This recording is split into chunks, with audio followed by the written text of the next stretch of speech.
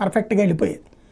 మరి ఆయన వారసత్వం అంటే ఉద్ధవ్ థాకరేనే ఆయన వారసుడు కాకుండా పోయాడు, పదవుల కోసం పాకులాడాడు, తనకే ముఖ్యమంత్రి, తన కొడుకు ముఖ్యమంత్రి పదవి కోసం.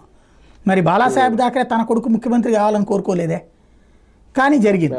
అది తప్పు పట్టినటువంటి వాడు షిండే. తప్పు పట్టి నువ్వు ఆ బాలాసాహెబ్ థాకరే ఆశయాలకి భంగం కలిగించావు, నీ కొడుకు నువ్వు సీఎం మంత్రులు అవ్వడం కోసం సిద్ధాంతాన్ని, బాలాసాహెబ్ థాకరే చెప్పే మరాఠా సిద్ధాంతం, హిందుత్వ సిద్ధాంతాన్ని ఫలంగా పెట్టావు. దానికి వ్యతిరేకంగా ఉండేటువంటి కాంగ్రెస్ పార్టీతో, దానికి వ్యతిరేకంగా పుట్టినటువంటి ఎన్సీపీతో చేతులు కలిపావు. ఇది ఏ ప్రజలు ఊరుకోరు, మన శివ సైనికులు ఊరుకోరు, శివసేనని హర్షించేవాళ్ళు, అంగీకరించేవాళ్ళు, ఓట్లేసేవాళ్ళు ఊరుకోరు అనినే కదా నువ్వు వాళ్ళ నుంచి బయటకు వచ్చి 41 మంది ఎమ్మెల్యేల యువతలకు తెచ్చుకుంది. 57 మంది గెలిస్తే 41 మంది అతని వెనకాల ఎందుకు వచ్చారు? ఆ అంశాలకు విరుద్ధమైనటువంటి వ్యవహారం నడుస్తున్నాడని.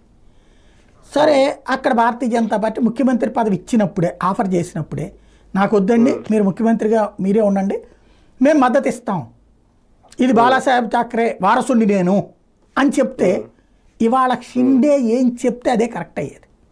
షిండేకి ఆ వాల్యూ ఉండేది, షిండే స్ట్రాంగ్ అయ్యేవాడు. మరొకసారి ఏ ముఖ్యమంత్రి వచ్చిన ఆశీర్వాదం తీసుకునే స్థాయికి ఆ బాలాసాహెబ్ థాకరే వారసుడిగా ఈయన అయ్యేవాడు.